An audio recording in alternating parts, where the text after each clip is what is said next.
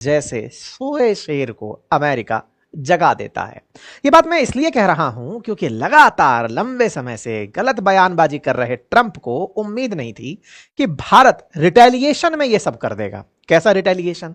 Trump expect कर रहे थे कि मैं इन्हें दबाता रहूंगा, सीज फायर के नाम पर कहता रहूंगा कि मैंने कराया, ये लोग चुप ही रह जाएंगे। लेकिन भारत ने स्पष्ट कहा, ऐसा कहा कि बेचारों की नोबल की दावेदारी अब लग नहीं रहा कि कोई कर पाए। इसीलिए इन्हें लगता है कि जिस काम के लिए ये राष्ट्रपति बनना चाह रहे थे कि मैं रूस यूक्रेन युद्ध को एक दिन में रुकवा दूंगा, वो साल भर होने से पहले तो रुक जाए, कम से कम इन्हें कोई क्रेडिट तो दे दे। इसीलिए इन्होंने भारत का प्रयास किया। कैसा दबाव? भारत पर दबाव यह कि आप रूस से तेल खरीदकर उसे धन दे रहे हैं, जिस धन का उपयोग रूस यूक्रेन के अंदर गोले गिराने में कर रहा है। तो माननीय ट्रंप को जब यह एहसास हुआ कि भारत ने हमारे खिलाफ ही काम किया हुआ है, युद्ध तो ना जाने हम कब का रुकवा देते, ये तो भारत वाले हैं जो तेल खरीद लेते हैं, पैसा पहुंच जाता है, पैसे से गोला बनता है, यूक्रेन पिट जाता है। कुल मिलाकर के इन्होंने एक समझदारी भरा कदम चला। लेकिन इस समझदारी भरे कदम पर हमने अपनी प्रतिक्रिया पहले ही दी थी कि असल में यह समझदारी इतना लेट से क्यों आई और यह समझदारी असल में बेवकूफी क्यों है, यह हमने बताने का प्रयास आपको किया था। तात्कालिक कारण तो यही है कि इन्हें यह रास नहीं आया कि सच उजागर हुआ। जैसे ही इधर पीएम ने संसद में कथन सत्य कहा, उसके तुरंत बाद यह भड़क कर टैरिफ की घोषणा कर दिए थे। टैरिफ की घोषणा को इन्होंने साथ साथ कहा कि पेनल्टी लगाएंगे क्योंकि तुम रूस से व्यापार करते हो। आज घोषणा होती है कि 25% एडिशनल टैरिफ लगाएंगे। कल रात को जो हमने सेशन किया था उसमें मैंने बताया था कि अमेरिका का एक एनवॉय रूस की यात्रा पर है। अमेरिका रूस पर 8 तारीख तक कड़े फैसले लेगा। ऐसे में भारत से संभव है कि वो पहले ही डिसीजन ले ले। तो जो होना था कल, जो बताया था मैंने 24 घंटे में फैसला हो जाएगा, वो हो गया। 25% एडिशनल टैरिफ का अनाउंसमेंट हो गया। कुल मिलाकर अगर अमेरिका सामान भेजता है तो उसे 50% टैरिफ देना होगा। ये बड़ी हेडलाइन बन जाती है, ट्रंप इंपोजेस 25% टैरिफ, और ये टोटल बन जाता है अब 50%। अच्छा साहब, 50% टैरिफ के साथ साथ और क्या हुआ? इस बात से क्या हम डर जाएंगे? क्या हम रूस से तेल खरीदना बंद कर देंगे? तो मात्र इस मैसेज से समझ जाइए कि डोभाल साहब इस समय रूस की यात्रा पर भी हैं, और वो रूस की यात्रा पर हैं तो उम्मीदें पूरी हैं कि आप पुतिन साहब से जाकर मिलेंगे। ऐसे समय पर जब आपको धमकाया ये जा रहा हो तेल ना खरीदो, आप जाकर राष्ट्रपति से मुलाकात करने पहुंच रहे हो, तो क्या कोई अगेंस्ट में खिचड़ी पकाने की बात हो रही है क्या? ये खिचड़ी पकाने की बात आई क्यों? आई इसलिए क्योंकि एक खबर आज और रिलीज हो जाती है, और वो ये है कि भारत के प्रधानमंत्री इस महीने के अंत में चीनी राष्ट्रपति से मिलने 6 साल बाद, इवन गलवान वैली इंसिडेंट के बाद चीन जा रहे हैं। 6 साल में जो कुछ भी बदला हो, इतने समय बाद भारत के प्रधानमंत्री चीन की यात्रा पर हैं, और चीन की यात्रा की घोषणा ऐसे समय पर हो रही है जब ट्रंप धमकाए जा रहे हैं कि तुम पर इतना % टैरिफ लगा देंगे। ये सारी बातें तो होती ही हैं, और इन सब बातों में एक बात साफ है कि आप जितना हमें खींचोगे हम उतना और तुम्हारे विरोध में चले जाएंगे। तुम्हें चिढ़ मचती है रूस का, तुमने भारत पर केवल अपनी जिद कि इसको झूठ मान लेना चाहिए था, स्वीकार कर लेना चाहिए था कि Bharat Pakistan cease fire America ने कराया था। बस ये बात वो एक बार मान ले तो मैं सारी बातें इसके लिए करता चला जाऊंगा। और भारत ने जैसे ही खुददारी दिखाई, अमेरिका को यह बात पसंद नहीं आई। यही कारण है कि सेलेक्टिवली वो चाइना, जिससे वो नफरत करता है, कंपटीशन रखता है, उसके ऊपर टैरिफ ना लगाकर हम पर टैरिफ लगा दिया, ये कहते हुए कि तुम रूस से तेल खरीदते हो इसलिए तुम्हारे ऊपर पेनल्टी भी लगाई जाएगी। चलिए कोई बात नहीं, अगर ऐसा भी हुआ है तो कहीं ना कहीं दुनिया को एक संदेश तो है कि भारत रूस के साथ खड़ा है।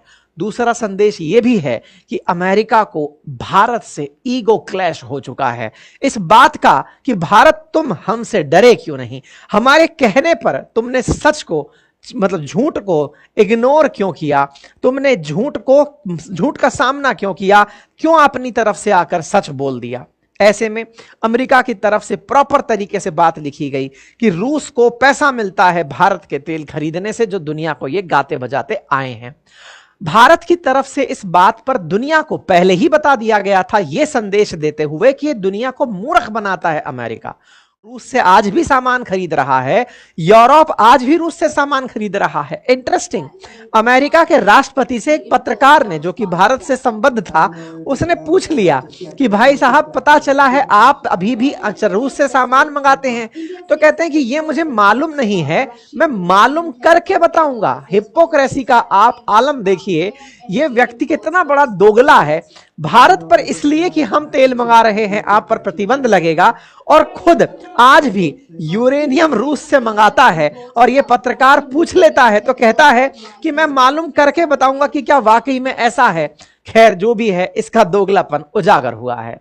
अब इस दोगलेपन की कीमत क्या चुकाएगा अमेरिका, वो समझिए। देखिए, यह सत्य है कि अमेरिका को इंडो पैसिफिक में अपने लिए एक अलाय चाहिए, एक ऐसा ट्रस्टवर्दी और लॉन्ग स्टैंडिंग मित्र चाहिए जो कि कभी ना कभी चीन के खिलाफ अमेरिकी धड़े में शामिल हो।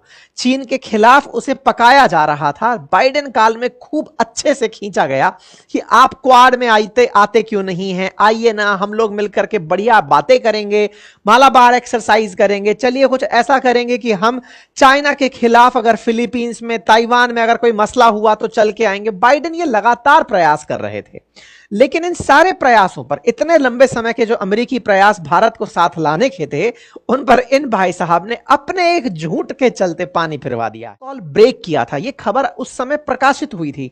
अब चर्चा यह है कि उस समय जब उन्होंने ऐसा किया था, हो सकता है डोभाल साहब से इस बार पुतिन फिर से मिलें, लेकिन खास ये नहीं है, खास ये है पिछली बार सितंबर में यह वार्ता होनी थी, इस बार ये अगस्त में ही हो रही है।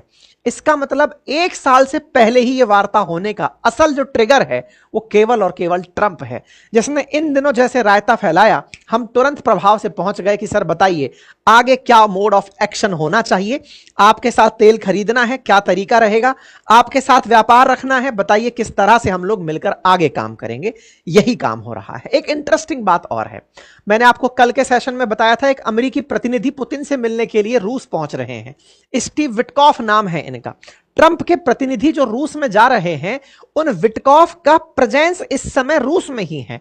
चर्चाएं ये भी चल रही हैं कि जो रूस अमेरिका से आया हुआ प्रतिनिधि है, जो शांति दूत बनकर आया है पुतिन को समझाने, हो सकता है उससे भी डोभाल साहब की मुलाकात हो जाए। हालांकि इस बात के केवल कयास लगाए जा रहे हैं, क्योंकि पुतिन को यह समझाने ये आए हैं कि भाई साहब मान जाइए, क्योंकि आपको पिछली बार कहा था आप नहीं माने, इसलिए 8 अगस्त तक का आपको टाइम दिया गया। आपके जो मित्र हैं वो आपसे तेल खरीदना बंद कर देंगे, हमने उनको डराना धमकाना शुरू कर दिया है। इस बीच में भारत का वहां प्रतिनिधि होना यह दर्शाता है कि दिया जा रहा हो कि विटकॉफ चिंता मत करो, रूस और भारत अपना रास्ता निकाल लिए हैं। खैर, विटकॉफ की यहां यात्रा होती है, तमाम प्रयास हैं कि आने वाले समय में पुतिन और डोभाल साहब आपस में मिल लेंगे।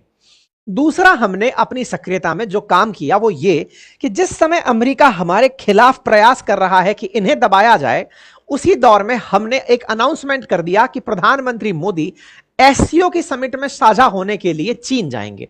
एससीओ की समिट में 31 अगस्त से 1 सितंबर के बीच में आप चीन की यात्रा पर होंगे। यह दौरा 31 अगस्त और 1 सितंबर के बीच में होगा। वर्ष 2020 में जब गलवान वैली इंसिडेंट हुआ था, उसके बाद मोदी की यह पहली चीन यात्रा होने वाली है। उससे पहले वो 2018 में यहां गए थे, और उसके बाद में अब ये यहां जा रहे हैं। तो 6 साल बाद प्रधानमंत्री मोदी की अब चीन में यात्रा हो रही है। हालांकि इस लिहाज से भी प्रधानमंत्री मोदी का यह चीन में छठा दौरा होगा, और ऐसा करके वो 70 सालों में पहले ऐसे प्रधानमंत्री होंगे जो इतनी बार चीन गए होंगे। आखिरी बार यह दौरा 2018 में था, जिसके बाद शी जिनपिंग को भारत लाया गया था। शी जिनपिंग भारत आए थे, उनकी तस्वीरें भी आप देख सकते हैं। लेकिन 2020 में गलवान वैली इंसिडेंट हुआ। कई बार तो लोग यह भी कहते हैं कि इसको भड़काने में भी अमेरिका का कहीं ना कहीं रोल रहा होगा, क्योंकि इससे सबसे ज्यादा फायदा अमेरिका को हुआ था। भारत में चीन के बायकॉट में तमाम प्रयास हो गए थे, चाइना को बायकॉट किया जाना शुरू हो गया था, चीन के विरोध में भारत में मोमेंटम बनकर खड़ा हो गया था, और इसी बीच में अमेरिका आ खड़ा हुआ और उसने हमारे कंधे पर हाथ रखते हुए बाइडेन का एक टॉप एड ही भारत आता है, और वो कहता है इसकी कोई साझा रणनीति होगी। मैं ऐसा क्यों कह रहा हूं? इन 5 लोगों को पहचान लो। शुरुआत भले ही लूला से कर लो। लूला को चाइना अमेरिका वाले काफी धमका रहे थे, साथ ही साथ में रामाफोसा के साथ जो किया वो आपके सामने है। बिठाकर व्हाइट हाउस में जो इंसल्ट की, जिस पर हमने व्हाइट हाउस में जेलेंस्की 2.0 करके एक सेशन किया था। साउथ अफ्रीका ने इस बात में बहुत ज्यादा ट्रंप के खिलाफ फिर भला बुरा कहा था। लेकिन ट्रंप गुस्सा होकर के उसके ऊपर 30% टैरिफ लगा दिए। ऐसे में लूला की अगर बात करें तो बाल्सेनारो को बचाने के लिए लूला के खिलाफ इन्होंने अपनी तरफ से एक्शन लिया था। अपनी पाठशाला पर हमने इस पर सेशन किया था कि अमेरिका और ब्राजील झगड़ क्यों रहे हैं, और उस झगड़े के चलते ब्राजील पर भी इन्होंने 50% टैरिफ लगा दिया था। वो लूला जो अब ये कह रहे हैं कि अमेरिका वालों सुन लो, ट्रंप से तो मैं बात भी नहीं करूंगा, क्योंकि ट्रंप ने बयान में यह कह दिया था कि मैं ब्राजील पर 50% टैरिफ लगा रहा हूं, लूला मुझसे बात करने आएंगे। लूला ने कहा सुनो बेटा, बात तो छोड़ो, तुम हमसे बात कर लेना, हम तुमसे बात नहीं करेंगे। ऐसा कह के लूला अपना एक बयान दे देते हैं और वो कहते हैं कि मैं ट्रंप से बात नहीं करूंगा, अगर मुझे बात ही करनी है तो मैं पुतिन से करूंगा, मैं शी जिनपिंग से करूंगा, मैं मोदी से करूंगा। मतलब एक तरह से ब्रिक्स के ये पांचों नेशन अमेरिका के खिलाफ अब प्रताड़ित भी, अमेरिका से प्रताड़ित भी हो चुके हैं और अमेरिका के खिलाफ एक भी होने का सोच सकते हैं। ऐसे समय पर सोचना जब लूला तो लंबे समय से साइन दे रहे हो कि मैं तो अमेरिका के खिलाफ ही हूं, ऐसे में इन लोगों का, लूला हो या रामाफोसा, इनका मोदी जी के साथ होना यह दर्शाता है कि कहीं ना कहीं कुछ ऐसा खिचड़ी पक रहा है जहां ये पांचों देश अमेरिका को काउंटर करने की कोई साझा रणनीति ला सकते हैं। पिछली बार जब कजान में ब्रिक्स की बैठक हुई थी तब एक नकली नोट ब्रिक्स करेंसी के नाम पर जारी किया गया था, जिससे ट्रंप मचल गए थे। कहीं यह सच्चाई ना हो जाए, यह देखने वाली बात होगी, क्योंकि ब्रिक्स के पांचों की पंबर हैं वो इस समय इनसे तने हुए हैं। इनके खिलाफ कुछ भी अब नया रास्ता उठा सकते हैं। भारत 25% एडिशनल टैरिफ का वेलकम कर रहा है कि ठीक है सर, आपको लगता है 25% टैरिफ लगाना था, लगाइए, लेकिन याद रखिएगा India will take all actions necessary to protect its national interest. साथियों, यह काम बहुत पहले हो जाना चाहिए था। भारत को ट्रंप के झूठ के खिलाफ पहले ही खड़ा हो जाना चाहिए था, लेकिन देर से आए दुरुस्त आए। समस्त भारतीयों को आवश्यकता है यह समझने की कि नव उपनिवेशवाद के इस दौर में जब भारत अपनी जरूरतों की पूर्ति के लिए रूस से तेल खरीद रहा है, ना केवल खरीद रहा है बल्कि दुनिया में तेल की कीमतों में स्थिरता लाता है। स्थिरता क्यों? क्योंकि एक तरफ जब वेस्टर्न वर्ल्ड ने रूस से तेल खरीदना बंद किया तो उन्होंने जो पहले से परंपरागत स्रोत थे, चाहे